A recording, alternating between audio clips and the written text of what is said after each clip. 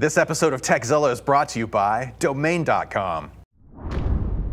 So, Patrick, Yep. recently I have had to take some serious new precautions to my own life as well as some of my loved ones. I'm not sharing as much as I used to on Twitter, and I'm trying to teach my younger siblings, my little brother and sister, to be a little bit more secure about their internet behaviors, especially around the holidays. It's so important. Yeah, well, it's bad that like drunk dialing is like the classic Oh my gosh. end of the year And now it's holiday drunk stupidity. tweeting.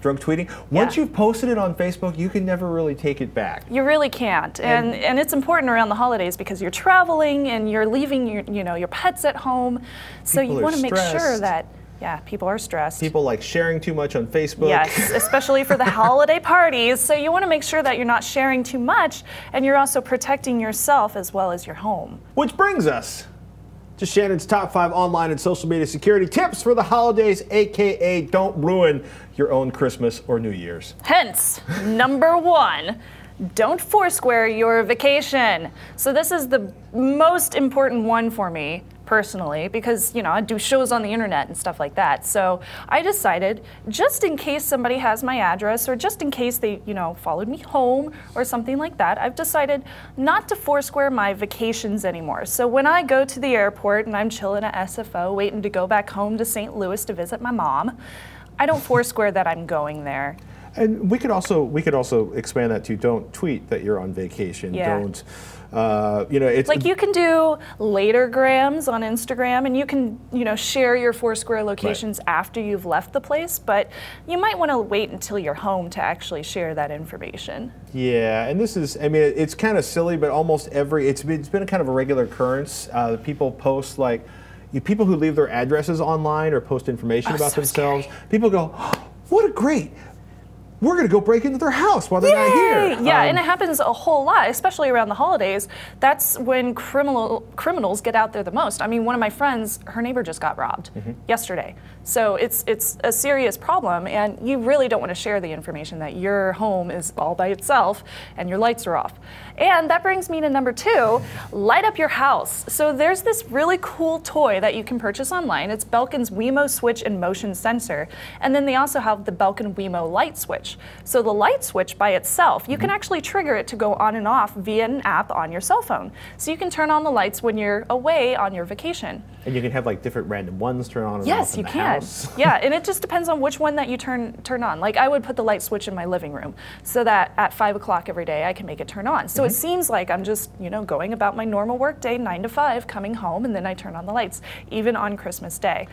So people think I'm not on vacation. Crimes of opportunity. Yes, crimes of opportunity. And then the light switch plus motion sensor is a motion sensoring one. So even if you're not at home and you don't have the application, you can just set this up in your house and say you have a couple of cats.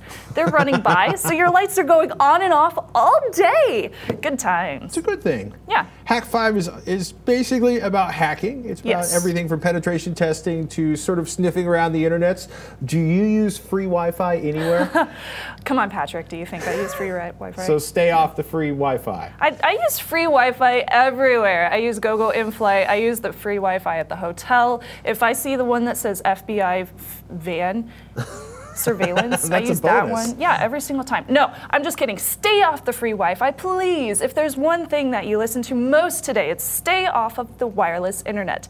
If it's free, that most likely means somebody is snooping on it. Say you go to a coffee shop down the road, a nameless coffee shop, and you sit there and you're on your free Wi-Fi. Somebody is sitting right across from you, and they're snooping everything that's going on in every single computer in that room.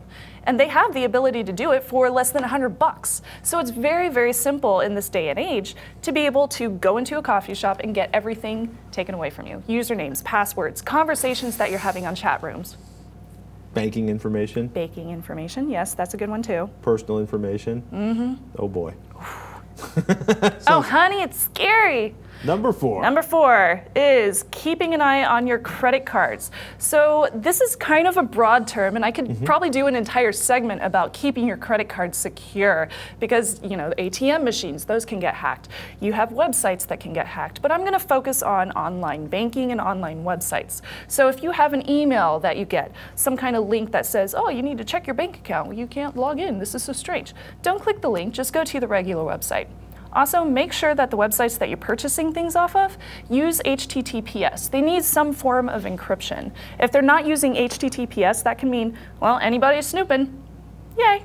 Yay. Good times. Yeah, and it's ridiculous as it sounds. If a company as big as Sony can routinely screw up security for credit card numbers, then probably mom and I just heard about that. So sad. Well, yeah, I actually had what I thought was a secure login for a sailing website 2 years ago, and the next day there were $900 worth of baby clothes charged to my card. And that's another thing. Like, I only use about 7 trusted sites online all the time. Other than that, if I'm wanting to put my credit card into some random site to purchase, I don't know, my sister's Christmas present from some weird shopping site that I never go to, I don't know, Charlotte Russe, I don't shop there, then I will use either a prepaid card or a card that I very rarely use that isn't tied to anything with a higher limit. So if anything did happen to it, I wouldn't be out of the cash.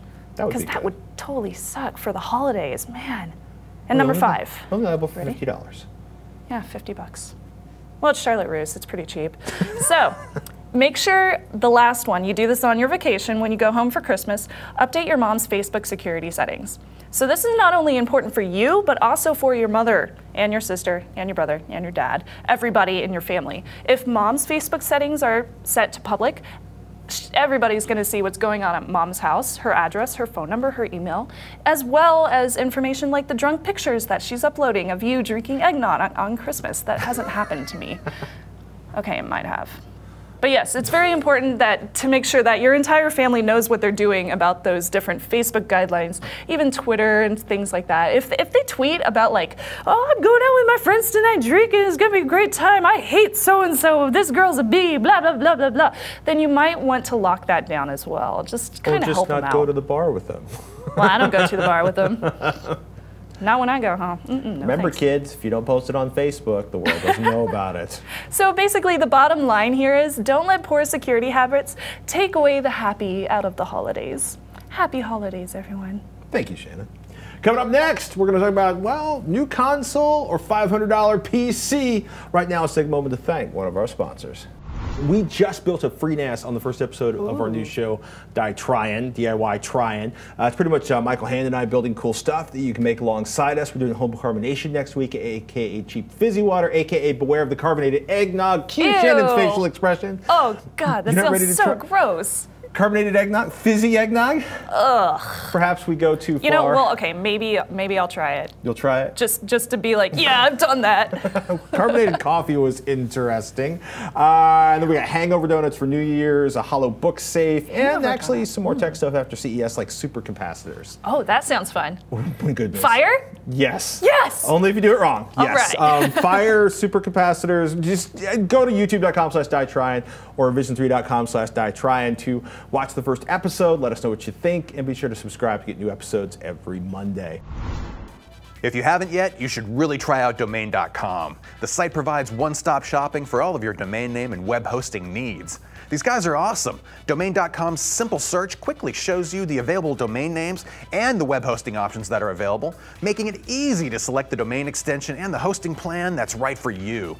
And Domain.com's easy checkout smooths the process, erases the hassle, and keeps you from saying, huh? How does this thing work?